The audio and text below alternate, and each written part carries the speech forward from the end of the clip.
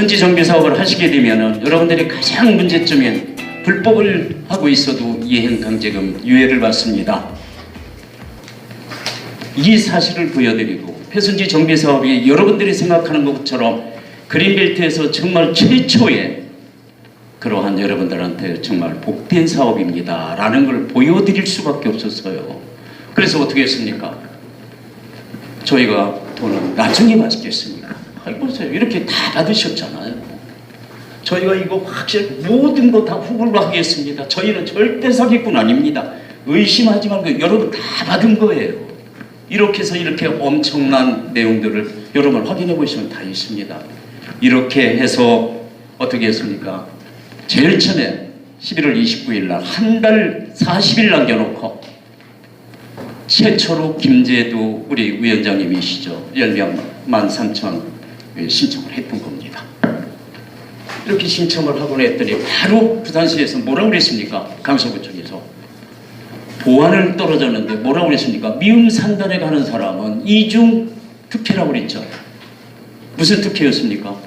미음산단으로 가면서 이행강제금 유예를 이렇게 받고 있었죠. 그렇지 않습니까? 그러니 거기에서도 받고 이행강제금을 또 우리 회선지 정비 사업하고 하면은 이중 특혜 아니냐? 그러니까 그 빼라는 얘기입니다. 그래서 우리가 뭐라고 그랬습니까? 아닙니다. 그거 그렇게 하면 큰일 납니다. 왜 큰일 나죠? 회선지 정비 사업은 한시법이기 때문에 계기가 계속 있는 거 아닙니다. 만약에 이 계기를 놓치게 되면 다음에 계기가 없습니다.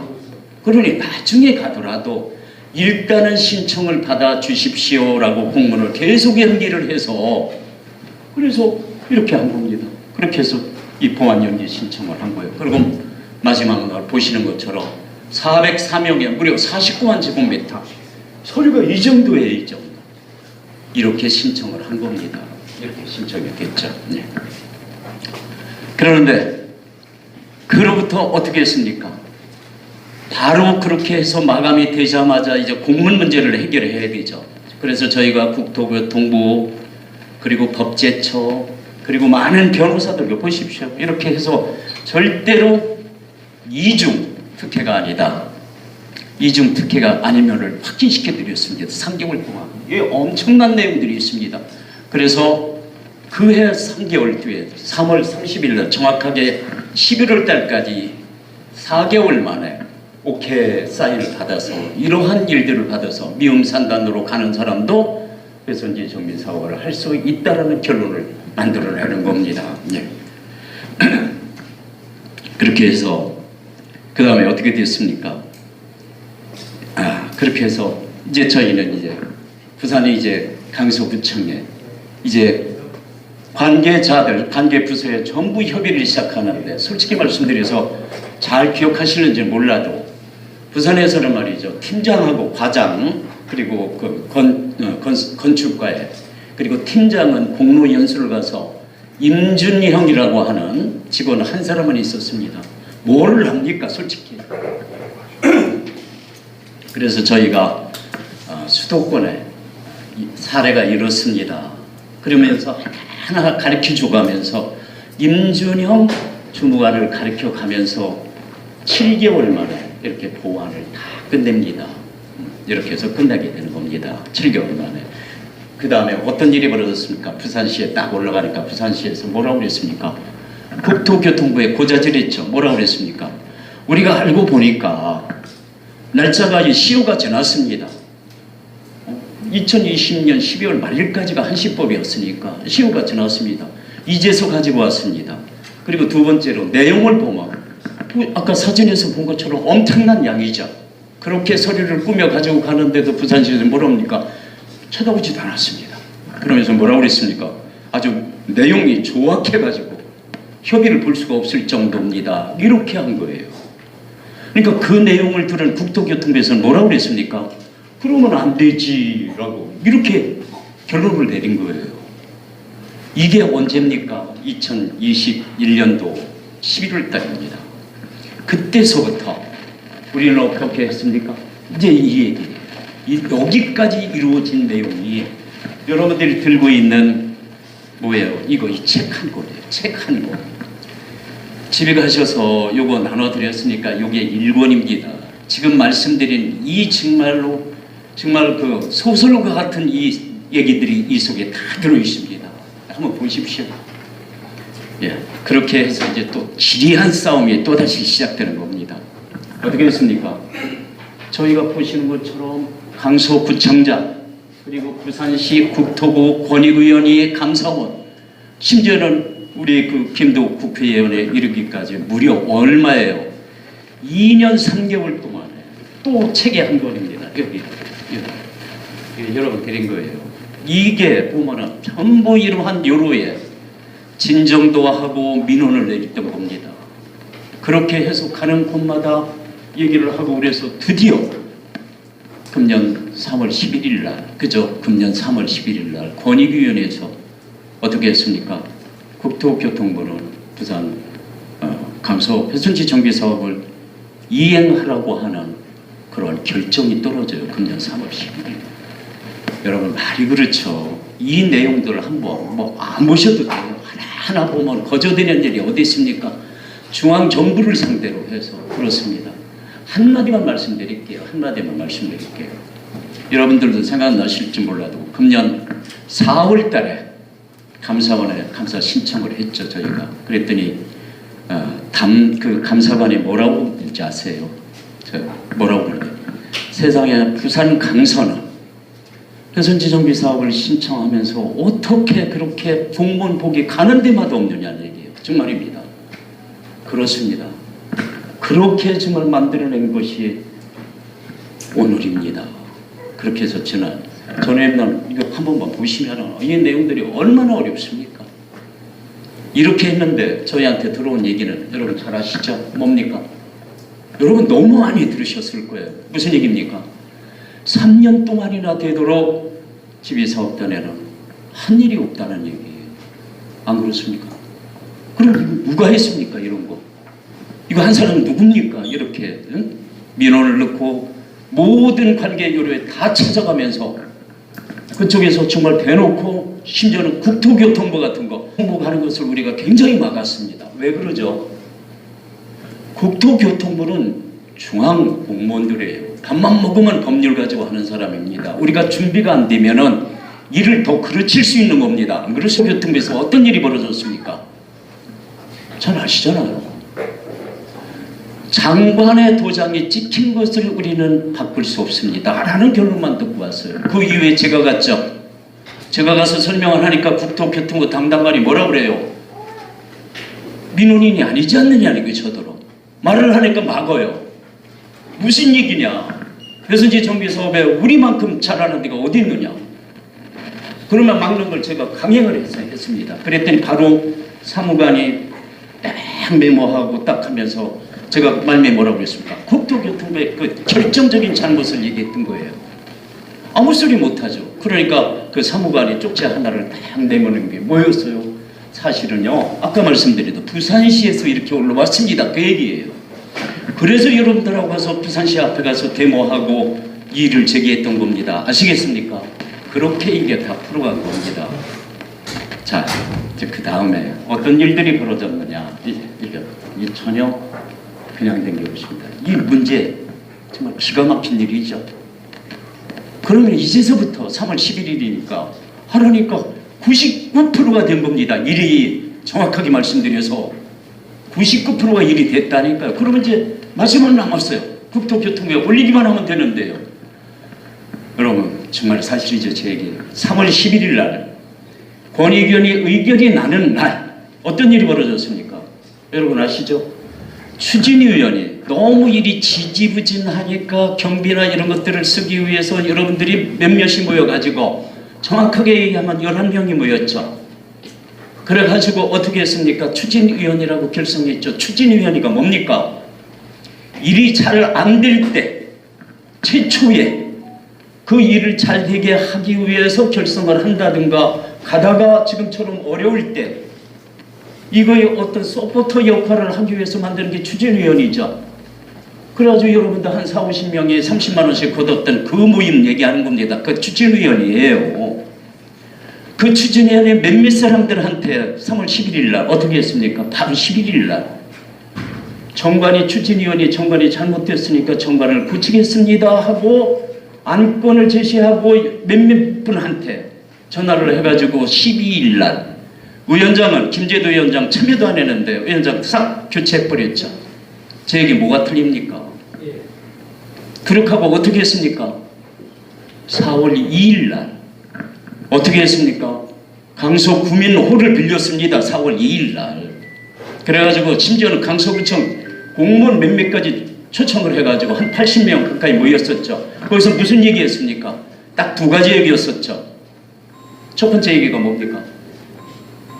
그때 불법적으로 어떻든 무단으로 했던 추진위원장하고 거기서 선임한 임원들을 갖다가 어떻게 했습니까? 정당화시키는 일을 하나 있고 그 다음에 두 번째로는 뭐 했습니까? 지비사업단 정말 한 일이 너무 없다.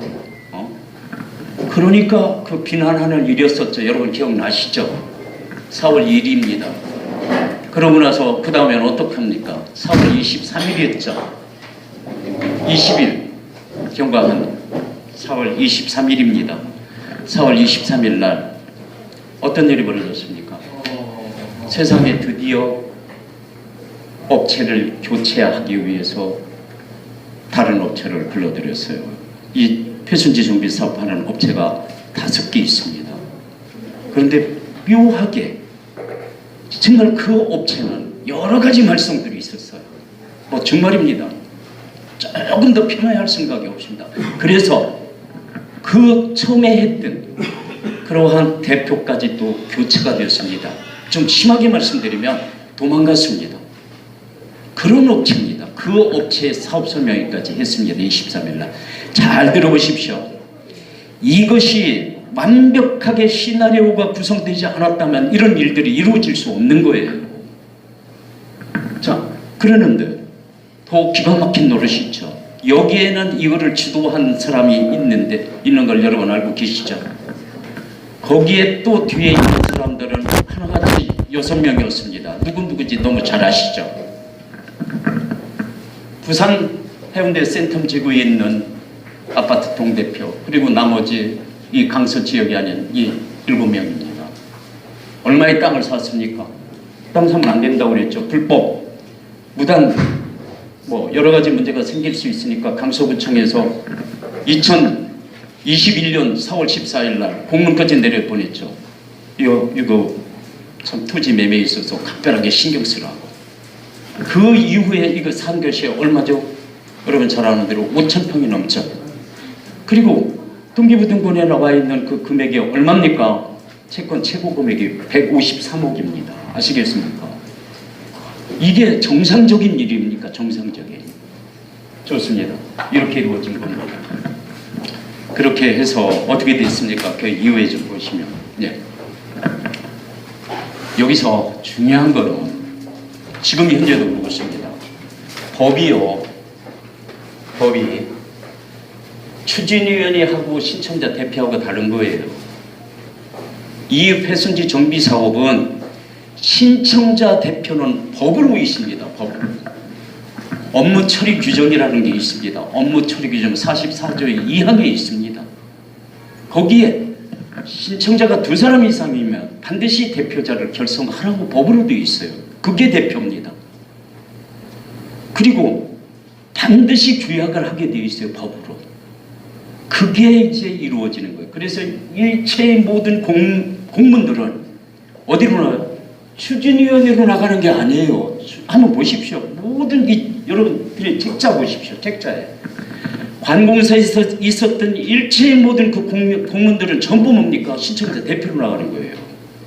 근데 지금 이런 신청자 대표로 하는 게 아니죠. 누구로 하고 있습니까? 1년. 이거 완벽하게 문제가 있는 거예요. 이거 사업 방해입니다. 아시겠습니까? 보통 문제가 있는 거 아니에요, 이거. 정확하게 아셔야 돼요. 그런데 왜 이 짧은 시간에 이러는지 아세요? 규약은 아까 법으로 한다고 그랬지 않습니까? 규약에는 우리가 신청자가 몇 명입니까? 333명입니다. 그러려면 정관을 바꾸거나 대표자를 바꾸려고 생각하면 과반수 이상의 총회에서 모여야 되는 거죠. 그렇다면 167명인가 이상이어야 되는데 사실은 현실적으로 167명이 모인다는 게 쉽지 않습니다. 그러니까 뭐예요? 그냥 아주 11명 모여가지고 너 뭐 위원장 해, 누구 뭐 해 이렇게 해놓고 오케이 됐어 하고 이렇게 이루어진 거예요. 이거 언제 그랬습니까? 아까 말씀드렸었죠. 헌의위원회 결정나는 3월 11일날 그런 겁니다. 그리고 그 다음날 뭐 총회를 열어가지고 안건에도 없었던 김재도 위원장 가르친 겁니다. 이게 정말 어찌됐든 간에 네, 그렇습니다. 이것이 정말로 파란만장한 회선지 정비 사업입니다. 집에 돌아가셔서 제가 나눠드린 그 내용들 그리고 책자를 좀 한번 넘겨보시면 정말 상황이 이렇습니다. 그러면 지금서부터는 그 정도 말씀드리고 지금서부터는 정말 여러분들이 궁금한 거 그 내용을 좀 말씀드리려고 생각합니다. 여러분들이 궁금하신 게 뭡니까? 왜 계약서를 우리들하고 모르게 일방적으로 바꿨느냐는 거예요. 그렇죠? 이제 그런 얘기들이 많이 들리지 않습니까? 왜 계약서를 우리들이 모르게 일방적으로 바꿨느냐는 얘기예요. 그리고 또 하나 뭡니까? 어떻게 해서 어디요?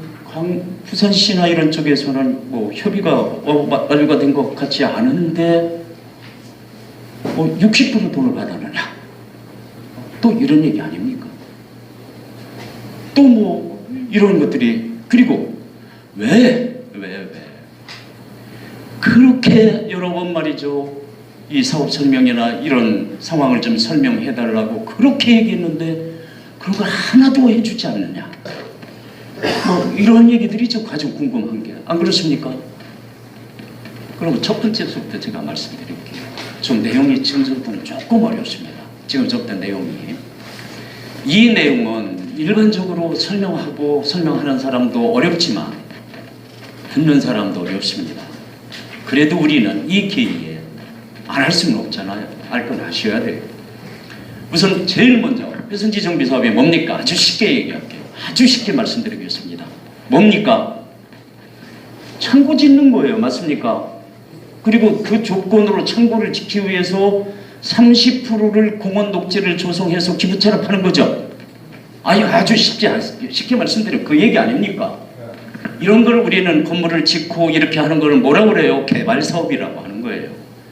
개발 사업일 때 제일 중요한 게 뭡니까? 돈이 많이 들어가는 거예요. 돈이 많이 들어가는 거. 얼마만큼 돈이 들어가는지 여러분 잘 모르시죠? 이거를 하는데 정말로 얼마만큼 돈이 들어가느냐. 또 돈이 들어간 것뿐만이 아니라 개발은 반드시 세금이 중요한 겁니다. 그 일을 하는데 세금은 얼마만큼 들어가느냐. 이게 중요한 거예요. 딱 세 꼭지죠. 첫째, 제일 많이 돈 들어가는 게 기부천업이죠. 기부천업입니다. 기부천업. 30% 기부천업 하는데 이 돈 많이 들어가는 거예요. 두 번째로요. 기부천업을 할 때 어떻게 하느냐. 싸게 한다고 토지가 왔다 갔다 하는 그 과정에서는 전부 세금이 붙는 거예요. 세금이. 아시겠습니까? 그러니까 세금이 그만큼 중요한 거예요. 마지막으로 건축비예요. 건축비. 이 세 가지 중에 건축비를 줄이는 데는 한계가 있어요. 한계가. 그러나 기부천업은 절반 이상을 줄일 수 있는 겁니다. 아시겠습니까? 기부천업은 절반 이상을 줄일 수 있어. 그리고 또 뭐야? 세금을 하나도 안 낼 수가 있는 거예요. 이 얘기입니다. 이 얘기를 지금 제가 하려고 하는 거예요. 왜 계약을 바꿨느냐? 봐요. 조금 어려워져요. 회선지 정비 사업은 크게 두 가지 방법이 있습니다. 하나는 행위의 허가 방식이라고 그래요. 그냥 뭐 설명은 그냥 편의상 생략하겠습니다. 또 하나는 도시개발 사업 방식이 있어요. 그런데 애초에 우리가 강서구청에서 올라갔을 때는 행위의 허가 방식이었어요. 부산시에 올라가서 주무관이 누굽니까? 김교중 주무관입니다. 사실 우리 뒤에 있는 일체의 모든 이 계획은 저 뒤에 있는 우리 사업본부장이 세웠습니다. 저하고 같이 김교중 여러 번 만났습니다. 주무관. 그때 마지막에 무슨 얘기를 했냐면 주무관이 우리 개발 행위로 했지만 가장 중요한 게 뭐냐? 이분들 돈 너무 많이 들어갑니다. 그래서 이 세금을 줄여야 됩니다. 그러려고 생각하면은 개발행위 허가 방식이 아닌 도시개발 사업으로 가야 됩니다. 그러면서 쭉 설명을 했던 거예요. 얘기를 듣고 보니까 일리가 있죠. 그래서 부산시에서 거기에서 개발행위에서 도시개발 사업으로 바꾼 거예요. 우리 직원들한테, 이 직원이라고 하는 것은 부산에 있는 직원들입니다. 누누이 설명을 하고 누구를 위해서 한 거예요? 사업 방식이 왜 바뀌었어? 여러분들한테 이익을 위해서, 회사의 이익이 아닙니다. 여러분들을 위해서 이렇게 바뀌었으니 가서 설명하라고 그래서 겁니다. 세금을 전혀 안 내는 거예요. 어느 정도 세금 내는지 그는 말씀드릴까요? 자, 기부 체납하는 방식은 크게 몇 가지가 있습니까? 5가지가 있어요. 5가지. 어떻게 했는지 아십니까? 내 땅 30% 잘라주는 거. 그리고 우리 황 선생님처럼 흩어진 훼손지에다 기부 체납하는 거. 그리고 내 밀집 훼손지 옆에 창고를 앉은 비훼손지 30% 묻히는 거예요. 30%. 요 하는 방법, 이 3가지가 있는데 셋 중에 제일 싼 게 뭡니까? 내 밀집 훼손지를 지금 현재는 가격으로 한 300만 원 정도 하죠. 지금 현재 밀집 훼손지. 그러나 이걸 창고로 지키게 되면 얼마가 됩니까? 얼마 돼요? 500만 원짜리 되죠? 한번 물어보시라니까. 우리 집단 칠합지구 옆에 있는 거, 그린벨트 해제된 거, 그거보다 훨씬 좋은 거예요. 왜 좋은지는 나중에 설명드릴게요. 그럼 500만 원짜리가 되는 거야. 500만 원짜리를 30% 잘라주는 거예요. 아시겠습니까? 그러나 흩어진 훼손지는 한 30%가 싸요. 선생님 같은 경우에. 그러나 비훼손지는 가격이 얼마입니까? 지금 뭐 80만 원, 90만 원, 100만 원인 걸로 제가 알고 있어요. 그렇습니까? 제가 부동산에 다 물어봤어요. 오기 전에. 그러니 이쪽을 비싸게 주고 사더라도 120만 원, 150만 원은 되는 거 아닙니까? 제 얘기 아시겠습니까? 무슨 얘기인지. 그러니까 3분의 1의 가격에 기부 체납을 하는 겁니다. 지금 말씀 도중에 예. 이 부분에 제가 질문을 좀 드려도 되겠습니다. 예. 너무 일방적으로 하지 말고 좀 질문을 받아가지고. 아하, 예. 다시 말씀드릴게요. 우리가 그렇게 하다 보면은 핵심적인 어떤 저희가 되지 않기 때문에 제가 말씀드리는 거는 아니 한꺼번에 하면 다 까먹었어. 잠깐만요. 그러니까 지금 대련 중에 메모를 좀 하시고요. 저희는 얘기가 어렵기 때문에 한 25분 안팎으로 말씀드리고 5분 쉬었다가 나머지 좀 말씀드리고 그 다음에는 여러분들 얘기를 들을 거예요. 여러분들 쭉 얘기해서 그런 다음에 Q&A를 해야지 중간에 이렇게 말씀을 드리게 되면은 얘기가 끊어지고 그렇습니다. 그래서 전체적인 그렇게 해서 한 50분 정도에 나눠서 말씀을 드린 다음에 나머지 한 30분이든 뭐 그 이후의 시간이든 간에 여러분들이 어떠한 궁금한 사항도 다 말씀드릴 테니 메모를 좀 하십시오. 그러면은 그 다음부터 질문은 우리 기술진들이 받을 겁니다. 회사에서. 만약에 우리 그 기술진들이 받지 못하는 얘기 있으면 그 다음에 제가 이렇게 말씀드릴 테니까 그렇게 진행이 됩니다. 자, 어디까지 말씀드리냐면 자, 기부 체납을 하는 방법에 내 땅을 잘라주는 게 100이라고 하면 한 30% 싼 것은 흩어진 훼손지고 비훼손지예요. 그 다음에 여기서 3대 7이죠. 내 땅을 잘라주면 30%죠. 내 땅이 아니고 다른 땅을 7대 3으로 나누니까 내 땅 면적의 42.8%인 거 알고 계시죠? 내 땅 면적에 저봐 이렇게 어려워져요 자꾸. 내 땅을 잘라주면 30%, 7대 3. 내 땅이 아니라 내 땅에다가 전부 창고를 짓고 다른 쪽에 기부 체납하려면 내 땅 면적의 42.8%. 아시겠습니까? 이거를 사서 기부 체납해야 되는 거예요. 그러면 제일 비싼 게 내 땅 잘라주는 거. 그 다음에는 흩어진 훼손지, 비훼손지예요. 7대 3 비율을 맞출 수 있습니까? 없습니까? 쉽지 않죠.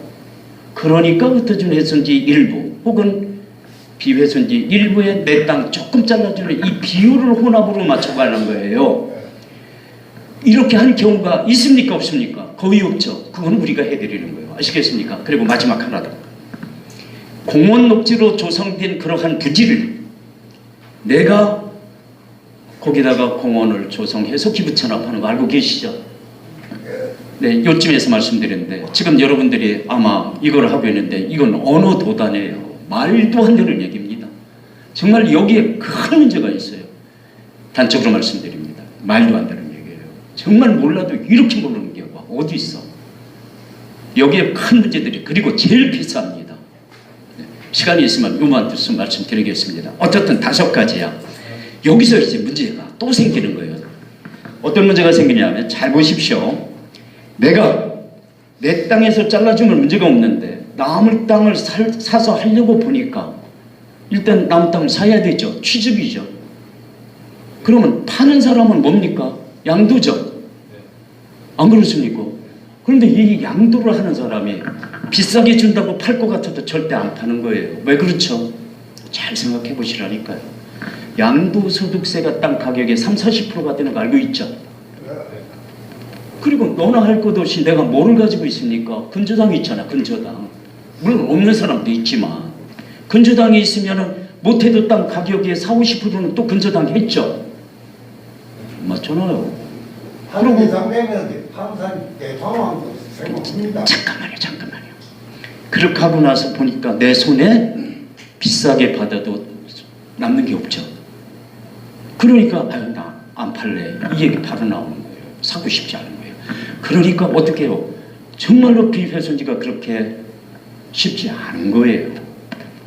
이러한 사실, 그러니까 이 세금 문제를 해결하지 않으면 정말 어렵습니다.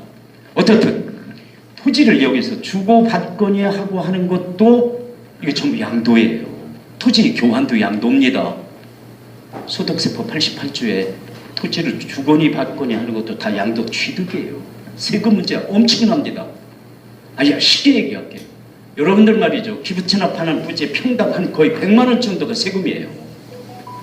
그 면적 곱해 보십시오. 이렇습니다. 그러니까 무조건 세금 줄여야 되는 거예요. 무조건. 첫째는 제일 싼 땅을 기부 체납할 것. 두 번째 세금을 줄여야 되는 겁니다. 그렇지 않습니까?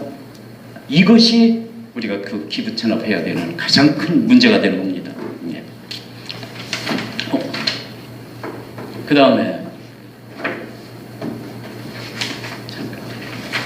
지금 제가 어디까지 말씀드리고 있느냐면 2페이지에 2페이지를 말씀드리고 있습니다. 그 다음에 이제 세 번째 말씀드릴게요. 좀 얘기가 자꾸 어려워지는데 아까 세금을 봐요. 비싼 땅에서 내가 기부 체납을 했단 말입니다. 그러고 보니까 이 세금 문제가 걸려가지고 결국은 세금을 내고 보면은 멸장 혼일이에요. 혼일. 그러니까 세금을 줄이기 위해서 우리는 어떻게 했어요? 행위 허가 방식에서 도시개발 사업으로 바꿨다고 그랬죠. 그렇게 말씀드렸잖아요. 그랬더니 여기서 또 문제가 벌어지는 거야. 야, 도시개발 사업 엄청나게 어렵잖아. 그거 보통 하니까 5년, 7년 걸린다는 거예요. 여러분 아니야. 전혀 아니에요. 전혀 그런 게 아니에요. 이 자체는 지금 벌써 끝난 거예요. 여러분 도시개발 사업 한지방시 하니까 무슨 생각을 하는 거 계신 줄 알아요? 바둑판 그리고 있다고 여러분 머릿속에는. 그래가지고 다 섞어가지고 바둑판 잘라듯이 뒤집어가지고 내 땅이 어디 있고. 아니에요. 도시개발 사업 방식은요 크게 4가지가 있어. 사용방식, 수용방식, 혼용방식, 환지방식 4가지가 있는데 우리는 환지방식이에요. 환지방식. 그런데 이 환지방식의 기본은 뭐냐면 내 땅에서 내가 쓰는 거예요. 뭐라고 그래요? 제자리 환지라고 한다고. 우리는 모두가 제자리 환지예요. 알겠습니까? 여기 왔다가 바둑판 그리는 게 아니에요. 90%야. 그런데 뭐가 다른 자리 환지예요? 우리 황 선생님 같이 흩어진 회존지 있는 사람, 그리고 내가 비회손지 가지고 있어서 청구질 사람, 그 사람만 다른 자리 환지예요. 절대 여러분들이 생각하는 거하고 전혀 안 해요. 전혀. 아무것도 안 해요. 복잡할 거 아무것도 없습니다. 이거를 모르기 때문에 자꾸 혼선을 빚어지고 있는 거예요. 그러면은 중요한 거예요. 이제 아까 우리 황 선생님 말씀하시죠. 내 땅은 말이야 어디 가서 내가 건축물이 어디 있는지도 모르겠어. 그거 높지는 아니에요. 그냥 머릿속에 이거 한 가지만 딱 가지고 있으면 돼요. 건축물 어디다 줘? 내 땅에 짓는다. 단 비훼손지나 흩어진 훼손지만 의시를 받긴다. 요것만 머릿속에 생각하시면 되는 거예요. 그럼 언제 해? 국토부 장관이 우리 방위제 협의가 가기 직전이에요. 협의 끝나고 나면 법이 그래요. 6개월 이내에 건축 허가를 받아야 됩니다. 6개월 이내에. 그럼 건축 허가를 받을 때 우리는 뭐만 생각하면 돼요? 내 땅을 잘라주고 70%의 창고를 질 거냐, 아니면 다른 쪽에다가 기부 체납할 것을 전체를 질 거냐, 요 생각만 하시면 되는 거예요. 요 결정 얼마든지 바뀔 수 있는 거예요. 얼마든지. 그럼 그 다음에는 공원 녹지. 이거 정말 어렵죠. 보세요. 수도권에 거의 그냥 100%예요. 그 짧은 시간에 어떻게 합니까? 우리처럼 비훼손지, 흩어진 훼손지, 우리 얼마나 했는지 아세요? 비훼손지가 11만 제곱미터예요. 강성. 우리요. 이런 경우는 하남이 23만 제곱미터가 있으면 딱 하나. 그리고 우리 강서가 정말로 유일합니다. 다른 데 없습니다. 이렇게 해서 이런 것들을 준비한 거예요. 그것이 바로 우리들이 싸게 기부 체납할 부지를 미리 확보해놨다는 얘기입니다. 그러면 그거는 언제? 국토부 장관 협의 끝나고 나면은, 잘 들어보세요. 기부 건축물을 짓기 위해서는 6개월이면 됐지만 기부 체납할 부지는 법에 아무리 보더라도 6개월 이내에 어디다가 기부 체납할 건가라는 기준이 없어요. 다시 한번 말씀드릴게요. 그 짧은 시간 내에 우리가 서류를 만들어서 구청장한테 일단 제출해야 되죠. 그 다음에 협의 보고 부산시 올라가고 국토교통부까지 갈 때는 어떻게 할 시간이 전혀 없습니다. 바꿀 수가 없어. 그러나 건축 허가가 딱 시작이 되고, 그러니까 건축 허가 신청을 하고부터는 2년 3년 늘 해요. 그러니까 우리는 뭐 그때서부터 하는 거야. 야, 내 땅에다 기부 체납할까? 이거 비싸잖아. 지금 창고가 제대로 안 나오잖아. 그러니까 비훼손지, 흩어진 훼손지가 더 유리한 거 여러분하고 같이 협의해서 해드릴 거란 말입니다. 이때 얼마든지 바꾼 후에 얼마든지 법에도 그렇고 아시겠습니까? 그래서 가장 유리한, 그때가 아니면 시간이 없어. 그러려면 제일 먼저 필요한 게 뭐야? 신청할 때까지 비훼손지, 흩어진 훼손지를 준비한 건 우리밖에 없다고 말씀드렸잖아요. 이러한 사실들을 좀 알고 계셔야 되는 겁니다. 지금 여러분들한테 나눠드린 그 페이지, 지금 3페이지를 말씀드리고 있는 중입니다. 예. 그러면 자, 좋습니다. 여기서 아까 말씀드렸던 거 또 하나 말씀드리죠. 3페이지에 지금 그렇다면 그 내가 싸게 한 절반 가격에 기부 체납할 비훼손지나 흩어진 훼손지를 저희가 협의를 봐드리는 거예요. 여러분 의향을 드려가지고. 그러니까 저희가 협의를 해드릴 때 그 하지 마세요. 그거 하니까 좀 아주 정신 신경 쓰여서 그래요. 내가 알아서 하겠습니다. 그렇게 했을 때 기부 체납할 부지를 그때 시간적인 여유를 가지고 서로 이렇게 하는 거예요. 여러분한테 한번 물어볼게요. 비훼손지를 싸게 기부 체납하려고 하는데 비훼손지 우리 신청 들어가 있습니다. 말씀드렸죠. 11만 제곱미터나 7대3의 비율로 들어가 있어요. 지금 현재. 그러면 그거 할 때 비훼손지 토지 150만 원 줘도 1.5배 줘. 100만 원이면 150만 원, 50만 원 거의 1.5배 줘도 저 사람이 판다고 생각하면 못 사네요. 입장을 바꿔놓고 생각해보세요. 저 사람이 팔겠나? 안 팔죠? 아까 그랬잖아요. 양도소득세 내고 하면은 남는 돈이 없다고 그랬잖아요. 그러니까 저 사람한테 어떻게 해야 돼? 안 판다니까요. 저 사람한테 팔 수 있는 비훼손지 토지를 여러분들한테 이렇게 권해드리려고 하는 거예요. 그럼 그 사람 입장에서 보면은 뭐예요? 안 팔아요. 거의. 아마 절반도 성사 안 될 거야. 그러면 어떻게 해야 돼요?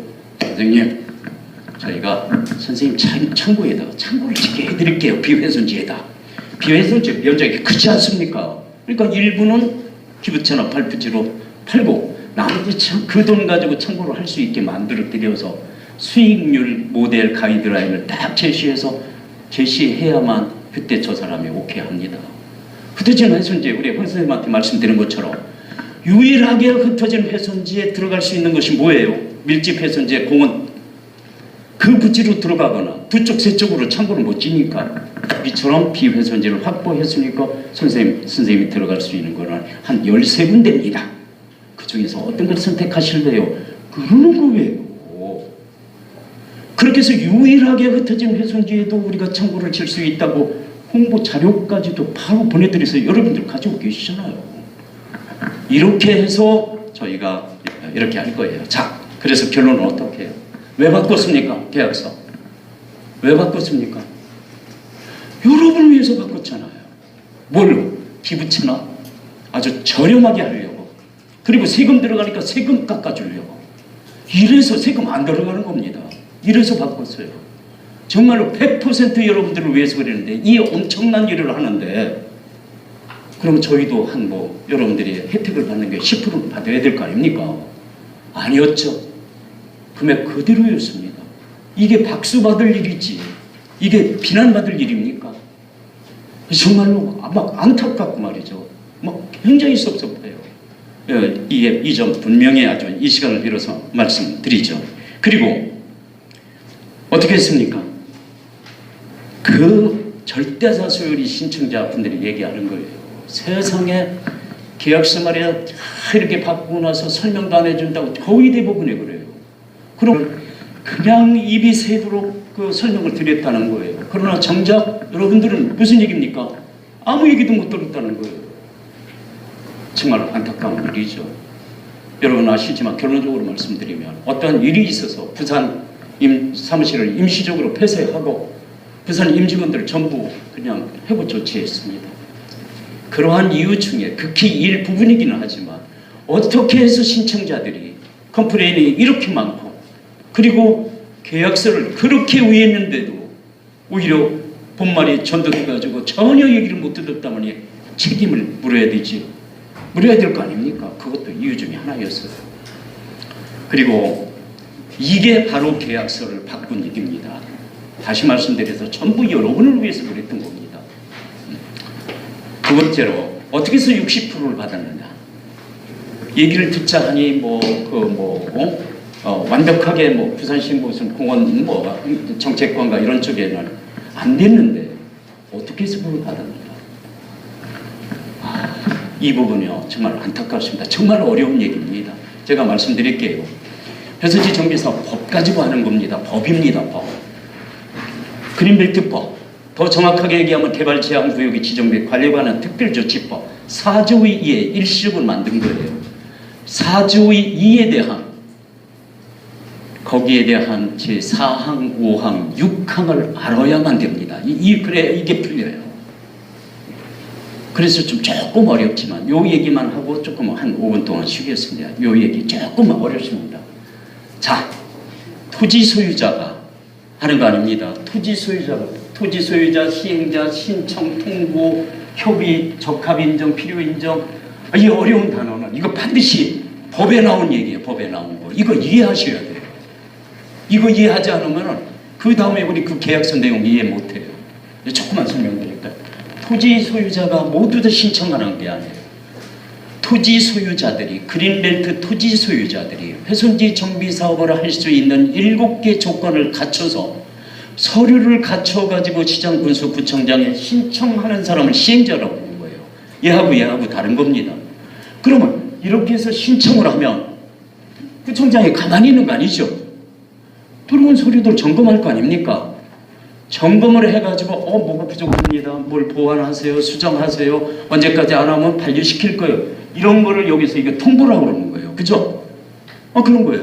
그런데 그게 다 된다고 생각하면은 우리는 법적으로는 수리라고 하지만 여기 법에서는 뭐라고 하냐면 적합인정이라고 합니다. 적합인정. 법이 그래요. 그럼 구청장이 적합을 인정하면 그 다음 단계인 부산시로 넘어가는 거예요. 부산시도 똑같은 방법으로 여기서 또 체크를 해가지고 수정 보완을 하거나 또 아니면 반려를 할 수 있는 겁니다. 이렇게 해서 그게 아니고 적합이 됐어 다 하면은 1, 2 넘어가는 거예요. 이게 바로 이거를 부산시장이 국토교통부 장관하고 협의를 보는 걸 필요인정이라고 그래요. 이렇게 해서 국토교통부 장관까지 가면은 오케이 여기서 반려를 할 수도 있어요. 오케이 다 하면 1, 2 거쳐서 1, 2 거쳐서 1, 2 거쳐서 1, 2 가는 거예요. 그렇게 해서 이 절차는 바로 이렇습니다. 그런데 이 절차 과정에서 하나만 말씀드리면 우리 보세요. 그 뒤에 여러분 이쪽에 노트에 다 있습니다. 우리가 이 책자 2권이 다 있는데 이 내용 속에 국토교통부 여기 부산시장이 국토교통부에 협의한 것들은 굉장히 많이 그쪽에 명시를 해놨습니다. 우리 뭐라고 그랬습니까? 계약서에 한번 봅시다. 계약서 좀 한번 보겠습니다. 요게 계약서예요. 요거 여러분들하고 한 계약서예요. 요게 계약서인지 한번 보시라니까. 근데 이거를 이렇게 쓰면은 굉장히 어렵죠. 굉장히 어려서 요거를 쉽게 이렇게 이해하시라고 이렇게 계약서를 쓰면 이게 무슨 내용인지 모를 것 같아서 이렇게 쓴 것뿐이지만 결국은 같은 내용이에요. 그러니까 결론은 우리가 부산시에서 국토교통부의 신청, 즉 아까 이 법에 나온 얘기처럼 한 거는 차고 넘쳐요. 그리고 얼마 3월 11일 날 최종적으로 나왔죠. 그 전에도 그렇습니다. 공문도 다 있고요. 그 전에 뭐라고 했습니까? 우리 3월 11일 날 권익위원회에서 국토교통부는 피신청인이니까 국토교통부는 신청에 대한 협의를 이행하라고 했죠. 이렇게 나눠졌습니다. 이렇게 해서 나왔지 않습니까? 그러니까 법에 우리 그 계약서에 있는 대로 우리는 국토교통부에 협의를 신청한 겁니다. 그래서 60% 달라고 한 겁니다. 이제 요 자세한 얘기는 또 궁금하시면은 어떻게 Q&A 시간에 더 구체적으로 말씀드릴게요. 여러분 더 진행하면 내용이 자꾸 어려져서 집중도가 떨어집니다. 이 정도에서 한 5분만 쉬었다가 계속해서 나머지 말씀드리도록 할게요. 자, 잠깐 쉬시죠. 예. 세금 문제 이런 것들을 말씀을 드리려고 보면 정말 어려운 얘기를 왜 20-30명 우리 이 자리에 계신 분들은 전부 60%를 내신 분들입니다. 그러니까 막 기섞어 놓으면 얘기가 안 될 것 같아가지고 그리고 이 어려운 얘기를 엄청 쉽게 하려고 노력을 엄청 많이 했습니다. 그래서 이렇게 여러분들을 제일 처음에 꼭 20-30명 정도가 적합해요. 50명, 100명만 있어도 이게 어려워서 그 다음에 무슨 얘기인지 몰라요. 계속해서 이제 나가도록 하겠습니다. 그럼 여러분들이 또 궁금한 게 뭡니까? 왜 그렇게 사업 설명회를 해달라고 그렇게 여러 번 얘기를 했는데 왜 안 하느냐는 얘기예요. 그 얘기죠. 안 그렇습니까? 궁금하죠? 그럼 제 얘기를 좀 먼저 들어보세요. 사업 설명회를 해달라고 하는 분들이 누굽니까? 신청자들이 다 요구하는 겁니까? 아니잖아요. 3월 11일 날 반복해서 어떤 일이 벌어졌는지 알죠? 권익위원회 나오는데 제가 말씀드렸잖아요. 거기 6명이에요. 6명이 주동이 돼가지고 왜 계약서 바꿨느냐, 60% 왜 받았느냐, 뭐 했느냐, 왜 사업 설명, 그래가지고 모여가지고 어떡하려고요? 그 사람들이 목적이 뭔지는 바로 나오잖아요. 그분들이 딱 6명이 모여가지고 권익위에 끝났으니까 이제 국토부 협의 어떻게 볼 거냐 이런 얘기입니까? 아시잖아요. 무슨 의도를 가지고 사업 설명을 해달라고 하는지 뻔한 거 아닙니까? 그런 걸 아주 쉽게 얘기하자고요. 제가 여러분들한테 지금 몇 페이지를 얘기하고 있냐면 4페이지를 얘기하고 있는 중입니다. 4페이지 첫 번째 다시 말씀드릴게요. 법적으로는 추진위원회는 임의단체지 아무런 상관이 없는 겁니다. 지금 모든 걸 주관을 이렇게 하고 있어. 심지어 구청에도 부산시도 이거 모르고 있어요. 법적으로 신청자 대표라고 그랬죠. 법에 그렇게 규정이 되어 있는 거예요. 모든 공문들은 어디입니까? 신청자 대표로 나가요. 여러분 책자 다 보시라니까 공문들 다 이쪽으로 나와 있죠. 추진위원회하고 아무 상관이 없는 겁니다. 그리고 그 다음 일들이 어떻게 벌어졌는지 잘 알죠. 4월 3일 날 말씀드릴게요. 4월 3일 날. 저 개인적으로 말씀드리겠습니다. 3월 31일 날 임지성 국장이 저희 본사 왔어요. 저를 계속 만나자고 그래가지고 그래서 만났습니다. 토요일입니다. 오후 2시입니다.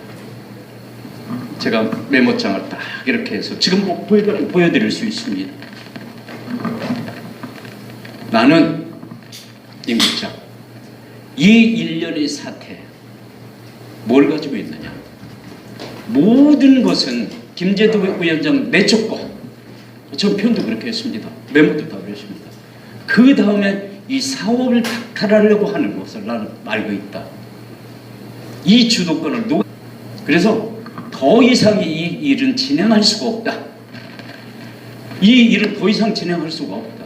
우리는요 보여드리려면 보여드리겠습니다. 하루도 빼놓지 않고 일지를 받아요. 다 그렇습니다. 본사들 다. 뭐 이 정도 되는 이 일지 속에 보면 다 기록되어 있고 카톡이나 전화나 다 기록되어 있어요. 더 이상 이 업무가 지속된다고 못 본다. 그러니 어떻게 한다는 얘기예요. 나는 부산성시를 폐쇄하고 여러분들을 해고를 시키거나 아니면 자택근무를 시키겠다. 그랬더니 뭐라고 하겠죠. 그런 사실 없다고. 왜 그러면 위원장님을 바꿨느냐? 바꿨잖아요. 사실이잖아요. 다른 사람들 전부 주관한 건 다 알고 계세요. 그게 당신의 업무냐? 당신 애초에 월급 얼마 줬느냐? 부인하고 같이 해서 250만 원, 350만 원, 600만 원 줬어요. 그럼 생활비는 되잖아요. 두 달 있다 올려달라고 그래가지고 100만 원, 100만 원, 800만 원 줍니다. 글쎄 본인은 적은지는 몰라도 회사에서는 적게 주는 거 아니에요. 뭐 경비나 이런 거 다 주죠. 그렇습니다. 그렇게 해서 해달라는 대로 다 해줬어요. 그러고 나서 제가 뭐라고 그랬느냐? 아니라고 그랬죠. 왜 당신이 아이덴티티 정체성이 뭐냐는 얘기예요. 당신 회사 직원이라는 얘기예요. 어떻게 위원장이 마음에 안 든다고 당신이 내쫓느냐는 얘기예요. 제 얘기 들렸습니까? 내일 모레예요. 4월 2일입니다. 4월 2일 그 구민회의관에서 회의할 때 절대 개입하지 말라고 했습니다. 개입 안 했습니까? 뒤에 자료 다 줬죠. 여러분 솔직히 가슴에 얹고 손을 얹고 얘기해봐요. 그리고 뭡니까? 그 카톡에 들어있는 333명 중에서 150명, 200명 안 됩니다. 나머지 사람들 연세 많으시고 카톡 안 하는 분들 거의 절반 돼요. 그 사람 리스트 전부 전화해가지고 우리 여직원들 다 전화했죠. 이거 굉장히 중요하니까. 뭐가 중요합니까? 회사 김재도 위원장 내쫓은 거 정당화시키고, 그리고 회사 저희가 무슨 잘못을 했습니까? 회사 그 hir난하는 그 모임에 참여하라는 거예요. 누가? 회사에서 월급 받는 사람들이. 뭐가 제 얘기 틀렸습니까? 그래서 제가 뭐라고 그랬습니까? 4월 2일 날 그 결과를 보고 얘기를 하겠다고 했습니다. 4월 2일 날 역시 그런 일이 벌어지는 거예요. 그래서 뭐라고 했는지 아세요? 바로 그 다음 날 4월 5일 날 저한테 문자를 보내가지고 막 통사정을 하는 겁니다. 이거 다 녹화시키고 있어서 한마디도 전 이런 반구에 과장 없습니다. 정말로 잘못했습니다. 한 번만 용서해달라는 겁니다. 보여드리겠습니다. 더 이상 얘기할 거 없다. 그래가지고 4월 9일 날입니다. 올라왔어요. 이거 만날 필요도 없다. 4월 9일 날 딱 만나서 저희 회사가 몇 군데 있는데 아주 조용한 데서 만나서 나는 이제 더 이상 얘기할 게 없다 하고 그 자리에서 뭡니까? 개인정보 절대로 누설하면 안 된다는 서약서 다 받고, 그리고 해고 통지서를 준 겁니다. 4월 9일 날 4월 12일로 해고를 시킨 거예요. 제 얘기 왜 이러는지 아시죠? 네, 이게 문제예요. 그러면 왜 사업 설명회 안 했는지 여러분 아시죠? 이 상황에서 사업 설명회를 어떻게 하느냐는 얘기예요.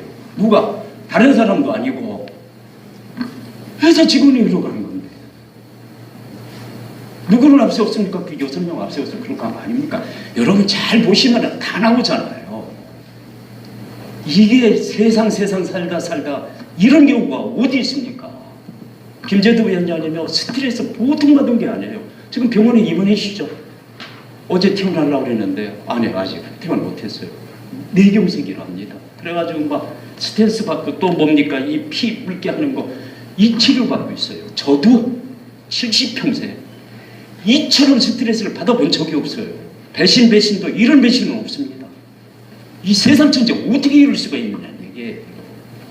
정말 여러분들 하기 전에 제가 사실 마인드 컨트롤이 안 될 것 같아가지고 굉장히 힘들었어요.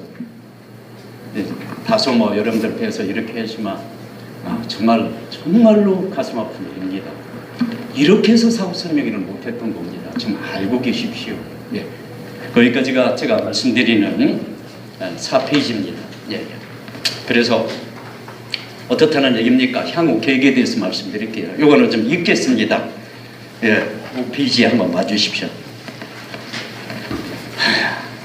지금까지 정비사업을 진행해온 저희 지비사업자의 조직, 경험, 능력을 믿어주시기 바랍니다. 홈페이지를 보고 뭘 보십시오. 이 분야에서 사실입니다. 국내 최고의 그런 업체라고 자부합니다. 확인해 보시면 바로 합니다. 어떻게 확인해요? 홈페이지 들어가 보시거나 모두 보세요. 이따 조금 있으면 여러분들 질문에 대해서 제가 답변하는 게 아니라 우리 직원들이 다 할 거예요. 그 영향을 보시면 아십니다. 예. 어떻든 정말 이 자리에 계신 오늘 처음 이제 말씀드리지만 정말 다짐을 제가 하겠습니다. 후불로 했다고 그래가지고 전혀 갑질한 거 없습니다. 그죠? 후불로 하고 동의서만 받고 했기 때문에 여러분들한테 이러한 혜택이 간 겁니다. 좋은 일 아닙니까? 그렇다고 해서 정말입니다. 이론 한 장도 절대로 비싸지 않습니다. 그런데 누군가는 어떻게 했습니까? 다 돌려놓은 99%다 가는 거에다 숟갈만 원 있지 않습니까? 이거는요 정말 여러 가지 범법 중에 이런 법법 없어요. 나중에 아시게 돼요. 이럴 수 있습니까? 두 번째, 정비사업 비용 줄인다고 했죠. 다시 이게 두 번, 세 번 반복하는 거예요. 돈 많이 들어갑니다. 무조건 비용 줄여야 돼요. 제일 많이 들어오는 게 기부 찬압인데 비훼손제 하면 3분의 1로 줄어들어요.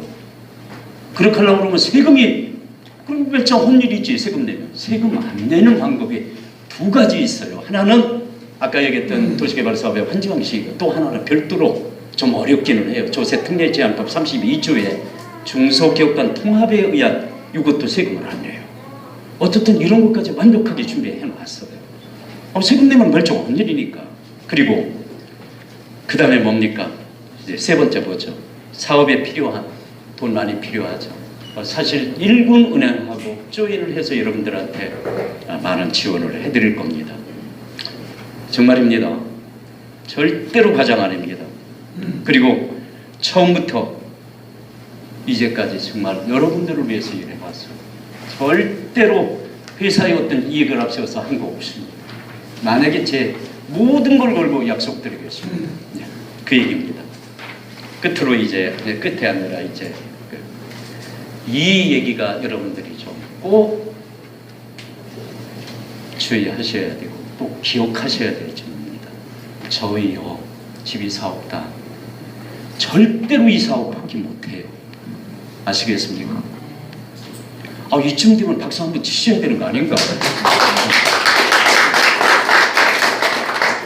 이거 절대로 포기 못합니다. 왜 그런지 아세요? 계약서 보세요. 계약서 보면은 귀책 사유가 우리한테 있는 경우는 지비사업단에 있는 경우는 받은 돈 다 물어주기로 되어 있죠. 그렇습니까? 그렇게 되어 있다니까요. 받은 돈 다 물려드려. 여러분들한테 60% 받았어요. 자 보세요. 여러분들하고 지비사업단은 4인의 계약이에요. 이게 무슨 공동구매 해가지고 무슨 뭐 이게 주택조합이라든가 무슨 이거 아닙니다. 입장이 다 다르다니까. 생각해 보시라니까. 누구는 밀집훼손지, 누구는 비훼손지, 흩어진 훼손지, 면적이 크고 적고, 누구는 한 가운데 있어가지고 요 사람이 안 하면 양쪽이 다 흩어져가지고 흩어진 훼손지가 되죠. 위치에 따라서. 그러니 사람마다 다 다른 거예요. 이거 다 공개하래. 그러면 일을 하지 말라는 얘기 아닙니까? 우리 계약서 보세요. 우리끼리의 약속이기 때문에 절대로 이 비밀은 지켜져야 된다고 그랬죠. 그래가지고 둘 중에 하나 제3자한테 공표할 때도 상대의 동의를 얻어야만 되는 거죠. 그래야 이 일을 해나가는 거죠. 생각해 보시라니까요. 그런데 지금 어떻게 하고 있습니까? 정말 세상에 이런 정도의 무자비한 경우가 어디 있습니까? 자. 좋습니다. 그렇게 해서 이렇게 해서 저희가 할 수 없는 건데, 그러면 보세요. 처음부터 이게 뭡니까? 후불제로 해서 많은 비용이 들어갔어요. 여러분들 받은 돈들 다 돌려줘야 돼요. 그럼 결과는 뭡니까? 안 돌려줄 수가 없잖아. 우리가 1000제곱미터, 3000제곱미터 우리가 묶었잖아요. 하나 깨지기 시작하면 계속 깨지는 거 아닙니까? 그럼 그 책임 우리한테 있는 거예요. 안 되면 여러분 가만히 있겠습니까? 솔직히 얘기해보세요. 가만히 있겠습니까? 돈 달라고 할 거 아닙니까? 당연한 거지. 그럼 어떻게 해야 돼요? 그동안 뭐 이행강제고 유예받은 거 그런 거 따질 사람 아마 한 사람도 없을 거예요. 그럼 돌려줘야 돼. 그러면 결과는 뭡니까? 이 사업 금액이 용역비만 얼마인지 아시죠? 60억 정도 되는 거 알고 계시죠? 그 돈 여태까지 우리가 다 투자한 거예요. 안 그렇습니까? 그런데 그게 문제가 아니고 또 물어줘야 돼요. 생각해보면 회사 100% 망하는 거예요. 우리가 뭐 아무리 크다고 해도 무슨 대기업도 아니고 이거 100% 다 인건비예요. 어떻게 견디느냐니요 이거. 그러니까 어떻게 해요? 회사에서는 사활을 거는 거예요. 이거 죽기 살기 여기에 임할 수밖에 없는 겁니다. 안 그렇습니까? 그런 거예요. 그래서 어떻게 하는 거예요? 다시 한번 말씀드릴게요. 이 내용들이 있습니다. 우리가 3000제곱미터를 5명이 있다고 보고 한 가운데 한 사람이 빠지면 어떤 경우든지 빠질 수 있죠. 있잖아요. 어떤 경우든지 간에 사업을 하는데 망해가지고서는 뭐 경매부처로 갈 수도 있고 뭐 상속당할 수도 있고 또 내가 고의로 마음이 변할 수도 있는 거 아닙니까? 그럼 가운데 빠지면 삼천이 국토부 협의 심지어는 건축을 짓는데도 깨질 수 있어요. 안 그렇습니까? 이게 회전지 정비사업의 최고의 맹점이에요. 깨지면 이 그룹이 깨지면 2개, 3개가 합쳐서 많이 된 곳들이 연쇄적으로 깨집니까? 안 깨집니까? 깨지는 거예요. 이게 회선지 정비사업의 가장 큰 문제예요. 그러면 어떻게 해야 돼요? 밀집 회선지라고 하는 법을 바꿔야 돼요. 이거를 해결하려면.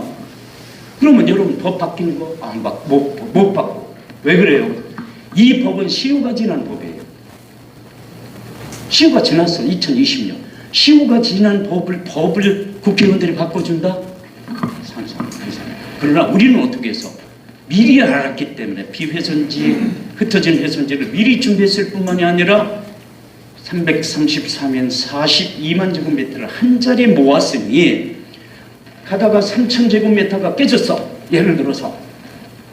그래도 그러니까 밀집이 흩어진 회선지가 된 거죠. 창고를 못 짓죠. 그러나 우리는 비회선지 이런 게 있어서 흩어진 회선지가 돼도 우리는 수용할 수 있다는 얘기입니다. 안전조치까지 다 해놓은 거예요. 이 보수의 전략을 누가 알았습니까? 아무도 모른다니까 지금. 여러분 걱정할 거 없어요. 그런 거. 이런 게까지 다 만들어놨어. 그러나 안심하면 일러요. 333명 중에 33인이 빠졌어. 그러면 300명이 사업하는 게 아니에요. 이게 7대3으로 30% 밀집 회선지 7이면 3을 붙이는 거죠.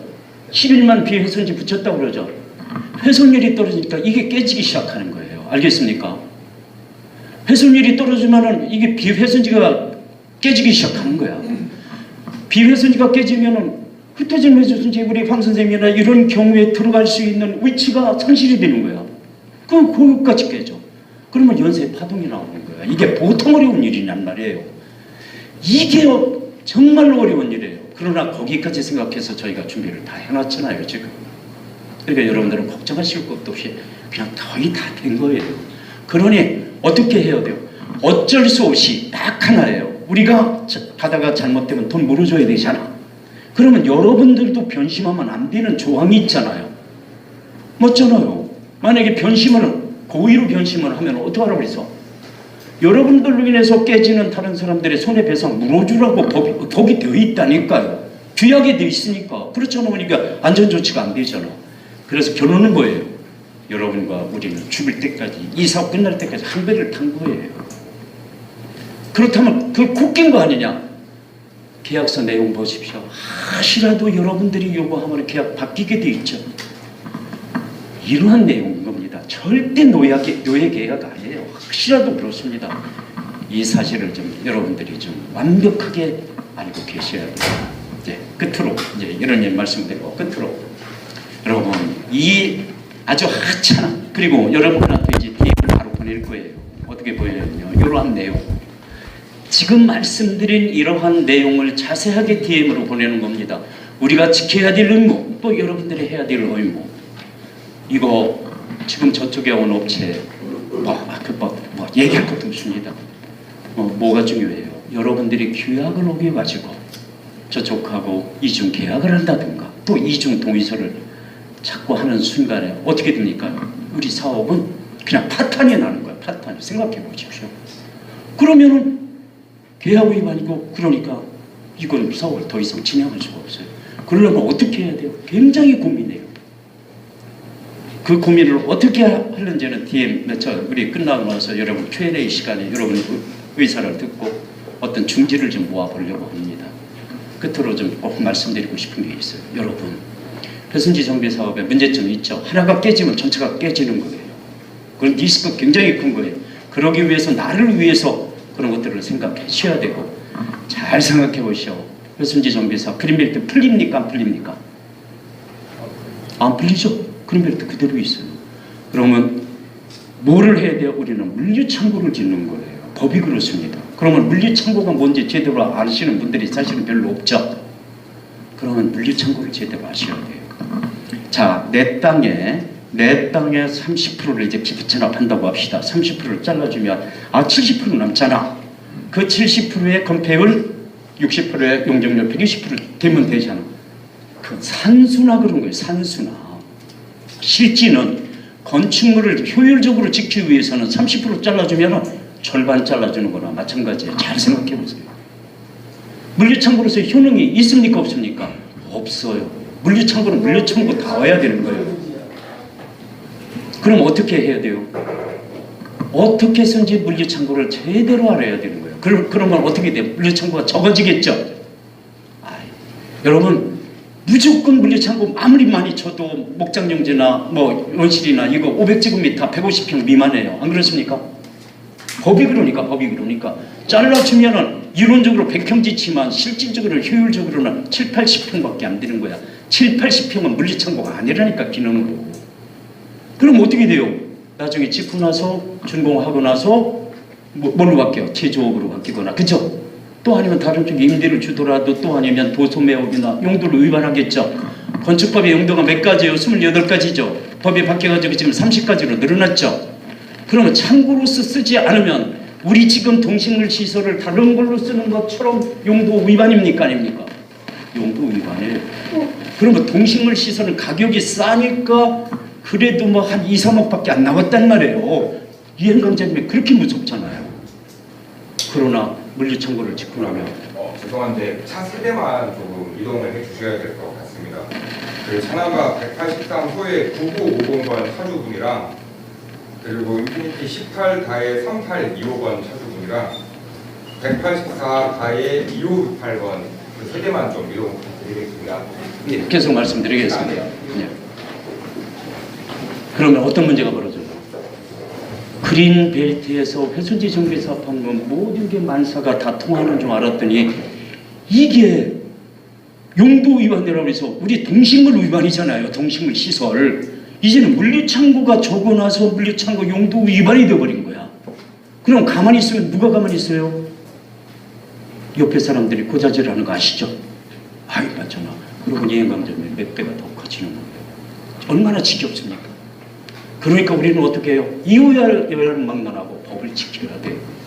그러니까 물류창고가 뭔지를 정확하게 알아야 되는데 물류창고가 작년에 지금 부동산 경기가 얼마나 어렵습니까? 그리고 앞으로 풀린다는 법도 없어요.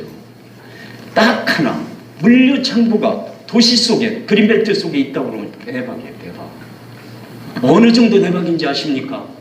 정말 가슴이 떨리는 얘기야. 그런데 작년에 법이 또 바뀌어서 물류시설법입니다. 괄호 속에 풀필먼트라는 단어가 들어와서 이 풀필먼트는 정말 놀라운 일입니다. 그래서 물류창고 중에서 풀필먼트를 여러분이 아시는 순간에 여러분들은 복터친 거예요. 그래서 조금만 정말입니다. 수도권의 풀필먼트가 지금도 어떻고 완전히 세상을 뒤바꿔 놓는 거예요. 부산 지역의 풀필먼트는 과연 뭔지 요거 조금 이해하셔야 돼요. 그리고 잘 보세요. 우리가 부동산 임대하는 거는 조그만 했을 때 얘기지 어느 정도 가치가 커지면 그것도 이해하셔야 돼요. 부동산 임대업이 뭔지 아시죠? 부동산 건물을 쳐서 통째로 빌려주는 게 임대죠. 안 그렇습니까?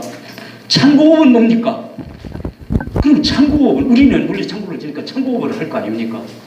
창고업은 뭐예요? 내가 창고를 빌려주는 거예요. 맞습니까? 요 개념 차이가 세금이 절반 이하로 줄어드는 거예요. 그러니까 이런 것들을 우리가 공부해야 된다는 얘기입니다.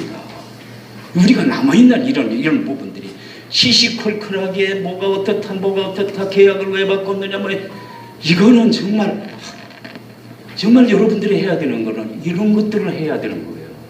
세금을 하셔야 돼요. 그렇게 해서 그러면 더 나아가서 나중에 수입이 엄청 생기게 되면 풀필먼트로 정말로 이제 증여를 한다든가 나중에 상속을 한다든가 또 제3자한테 매매를 했을 때 세금은 어떻게 되냐.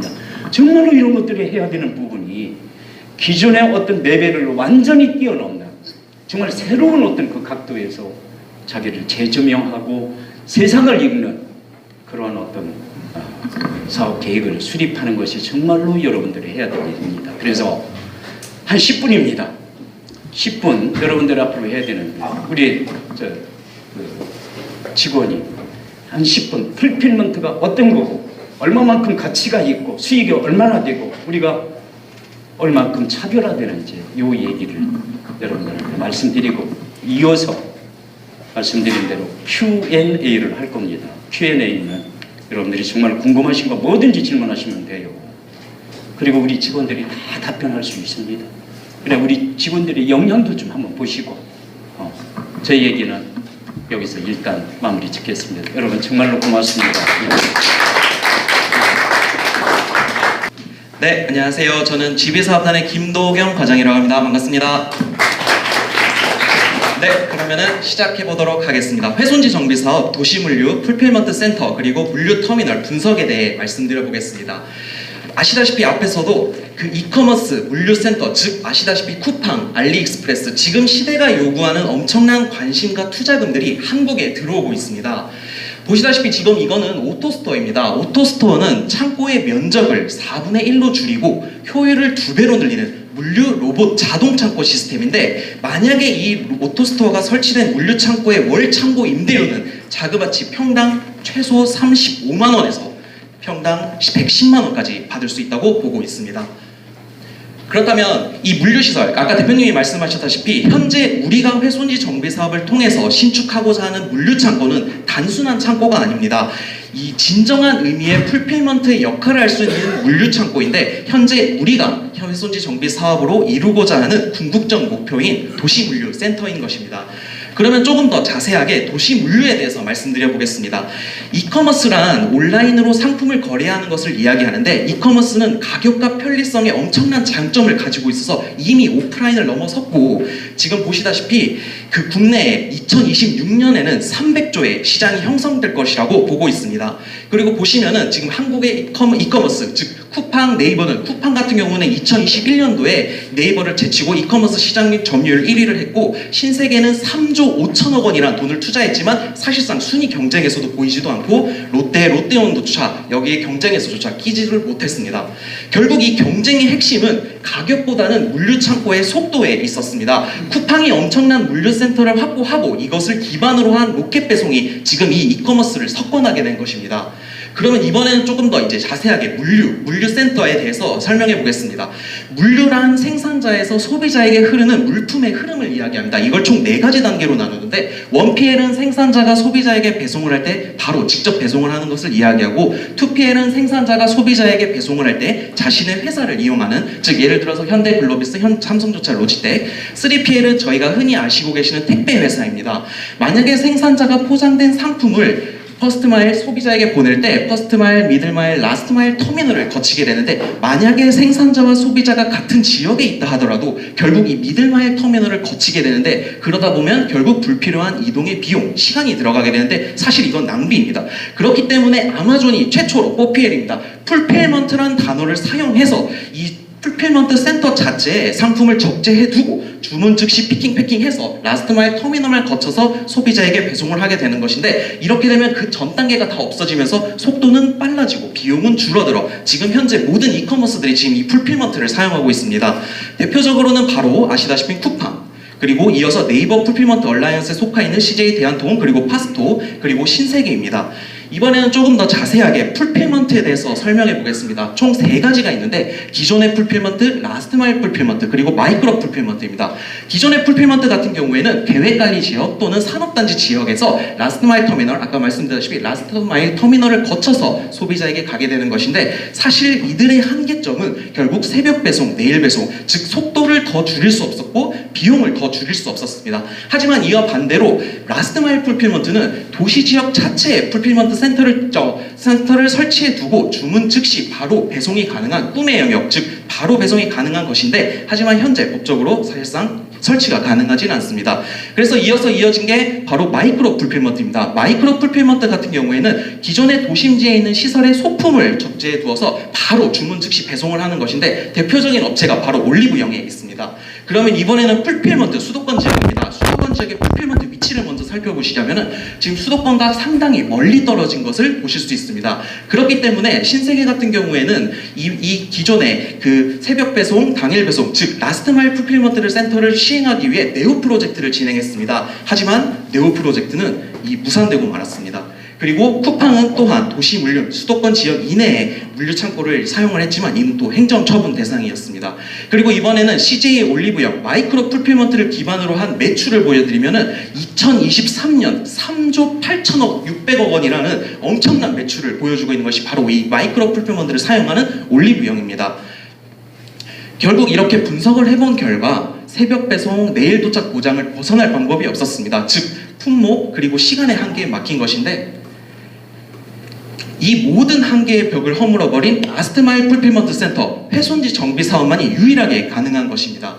그러면 이제 수도권 지역에 대해서 먼저 말씀드릴 건데, 서부 지역은 이미 공업 지역이 많이 존재해 물류센터들이 이미 있습니다. 하지만 동부 지역에는 보시다시피 그린벨트 지역이라 현재 풀필먼트 역할을 하는 센터의 설치가 불가능합니다. 하지만 여러분이 아시다시피 훼손지 정비 사업에 여기다가 물류센터를 지을 수 있기 때문에, 그리고 만약에 이런 식으로 하남시, 남양주시에 라스트마일 풀필먼트 센터를 설치를 하게 된다면 각각의 카테고리별로 주문 즉시 피킹 패킹하여 바로 수도권으로 가게 되는 것입니다.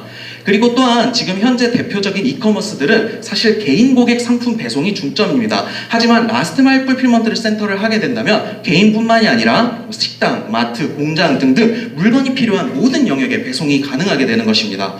그러면 이번에는 부산에 대해서 한번 알아보겠습니다. 부산 같은 경우는 서울 수도권 다음으로 많은 물동량이 발생하기 때문에 여러 이커머스 플랫폼들이 다음 격정지로 바로 부산, 울산, 경남 지역으로 눈을 돌리고 있는데, 아시다시피 앞에서도 말씀드렸지만 롯데 같은 경우에는 경쟁에 밀려나 있습니다. 그렇기 때문에 부산의 연고지인 부산 강서구에 2천억 원을 들여 지금 물류센터, 즉 풀필먼트 센터입니다. 이 풀필먼트 물류센터를 짓고 있습니다.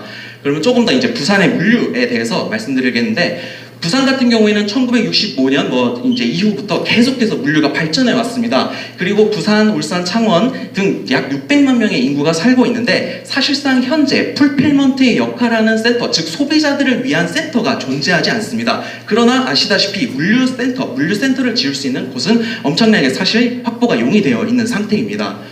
그러면은 국가물류통합정보센터에 부산 지역에 과연 어떤 물류 창고들이 지금 설치가 되어 있는지 봤을 때 5가지 창고 유형이 있는데, 보세창고, 수산물, 육류, 식품, 물류시설입니다. 각각의 이런 창고들은 각각의 법률에 따라서 지금 보시는 바와 같이 엄청난 면적에 해당하는 창고들이 있고, 그 창고 개수만 하더라도 정말 엄청나게 많은 것을 확인하실 수 있습니다.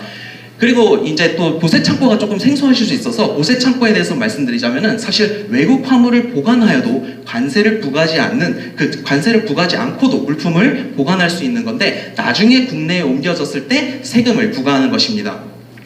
이번에는 부산의 물류단지에 대해서 말씀드리겠는데 부산의 물류단지는 유일하게 단 한 곳 감천항에 있습니다. 그 면적은 20만 제곱미터이고 입주율은 100%인데 이 물류단지가 단 하나만 이은 이유는 그 물류단지가 개발되는 데만 하더라도 11년이 걸립니다. 그리고 또한 이 물류단지는 시도지사나 국토교통부 장관만이 지정할 수 있게 되기 때문에 그만큼 오래 걸린다는 것입니다.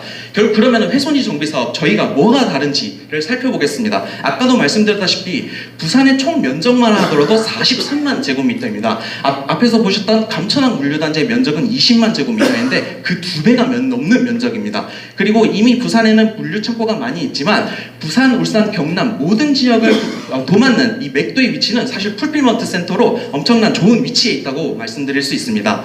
그리고 앞에서 말씀드렸던 롯데 같은 경우는 그 풀필먼트 센터를 짓는 곳이 연면적이 4만 2천 제곱미터인데 저희 회손지 정비 사업의 면적은 그 10배가 넘는 면적이라고 말씀드릴 수 있습니다. 즉 기존의 물류 창고를 많이 있지만 맥도 같은 경우에는 부산 300만, 창원 100만, 김해 50만 등 소비자들을 위한 라스트마일 풀필먼트를 할 수 있는 최적의 위치라는 것입니다.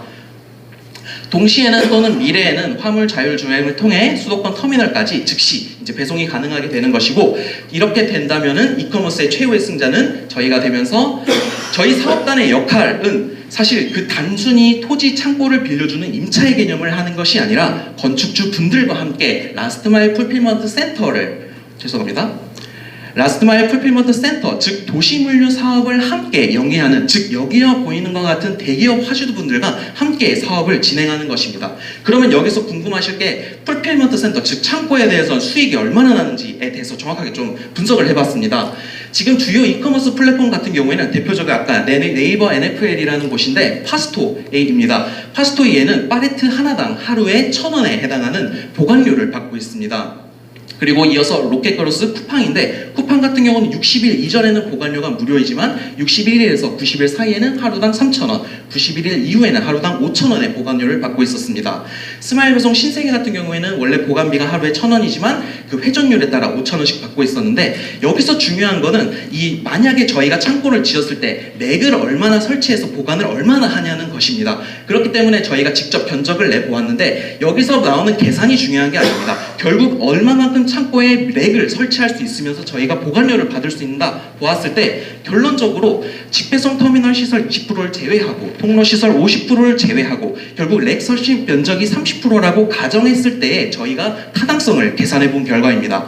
만약에 500평의 대지가 있다고 가정을 하고 연면적, 즉 지하 400평, 지상 1층 300평, 지상 2층 300평을 지었을 때 지금 총 그 보관료 2,000원을 계산했을 때만 하더라도 2억 7,050만 원, 즉 이걸 평으로 나눴을 때 약 평당 54만 원, 월 한 달에 54만 원, 즉 만약에 보관료, 공실률 그리고 위치에 따라 또한 아까 말씀드렸던 오토스토어 같은 거를 설치하게 된다면 앞에서 말씀드린 평당 35만 원에서 110만 원까지가 충분히 가능하다고 저희는 타당성으로 보고 있다는 것입니다. 그렇다면 아까도 대표님이 말씀해 주셨지만 그러면 결국 이런 수익, 그 부동산 임대업일 때는 결국에는 물류 창고를 단순히 지어서 건물을 임대한다면은 임대소득세입니다. 임대소득세는 종합소득세로 결국 최대 45%의 소득세를 내게 되는데 대표님이 말씀하시듯이 창고업을 하게 되면 개인 사업자이기 때문에 세금이 반으로 줄어들게 되는 것입니다. 결국 여기 계시는 회손지 정비 사업을 진행 중인 토지 소유주 분들을 결국 이 5가지로 나누어지게 되는 것입니다. 토지를 매매 또는 증여자하고자 하는 분, 물류 창고를 건축하고 매매 증여하고자 하는 분, 물류 창고를 경영을 하다가 이후에 매매 증여하고자 하는 분, 그리고 물류 창고 사업을 계속해서 같이 진행하고자 하는 분, 그리고 물류 창고를 개인 사업에 이용하고자 하는 분, 이렇게 5가지 분류로 저희가 나눠지고 있는 것을 볼 수 있는데 결국 회손지 정비 사업의 문제점은 창고의 기능을 제대로 하지 않는다면 제조업, 도소매업을 다시 하게 되는 것입니다. 그렇기 때문에 이는 건축법 용도 위반으로 결국 물류 창고의 기능을 모든 갖춘 물류 창고를 만들어야 되는데 5분들에 모두 해당되는 게 결국 세금입니다. 그러면은 이번에는 세금에 대해서 조금 더 자세히 말씀드려 보겠습니다. 부동산 개발을 하게 되면은 이렇게 세금이 나오는데 취득시, 보유시, 양도시 이렇게 총 6가지 정도의 세금이 부과가 되는 것을 알 수 있습니다. 즉 토지에서 세금, 양도소득세, 근저당을 제외하면 진짜로 자기가 가지고 가는 자기 자본 부분은 사실 일부분에 불과합니다. 하지만 사는 사람들은 이 전체의 자본을 부담하고 사야 되는데 사실상 그건 엄청난 액수입니다. 그렇기 때문에 부동산은 결국 쉽게 사고 팔 수 있는 것이 아니고 땅은 쪼개서 필요한 만큼만 팔 수가 없고, 그러다 보니 결국 부동산은 현금성이 떨어지는 것입니다. 그렇기 때문에 부동산을 법적으로 동산화시켜서 자기 자본의 부분만 가지고 교환할 수 있는 방법이 있는데, 그것이 바로 개인 사업자의 법인 전환 그리고 중소기업 간의 통합인 것입니다. 이게 바로 조세특례 제한법 32조에 나오는 2월 과세에 해당하는 부분인데, 개인 사업자가 부동산을 현물 출자하게 되면 법인이 이때 개인 사업자가 법인의 그 현물 출자할 때 양도소득세를 내는 게 아닙니다. 법인이 이후에 나중에 법인이 양도를 할 때 법인세로 부과를 하게 되는 것인데, 중소기업 간의 통합도 개인 사업자의 통합과 거의 마찬가지 방식으로 중소기업들이나 개인 그 법인이라든지 개인이 중소기업들이 합해져서 부동산을 현물 출자하게 되면 양도소득세가 이월되게 되는 것입니다. 결국 만약 A 부동산을 판다고 가정했을 때 모든 부분의 합한 가치를 가격을 측정해서 판매해야 되는 것이 맞지만, B와 같이 양도소득세를 보정하고 근저당을 제외하고 자기 자본만 가지고 교환을 하게 된다면 그만큼 쉽게 사고 팔 수 있는 상태로 변하게 되는 것이고, 결국 이러다 보면은 부동산을 동산화하여 안정성, 수익성, 황금성 및 즉 세테크가 가능한 최고의 방법이라고 저희는 준비해 놓고 있습니다. 감사합니다.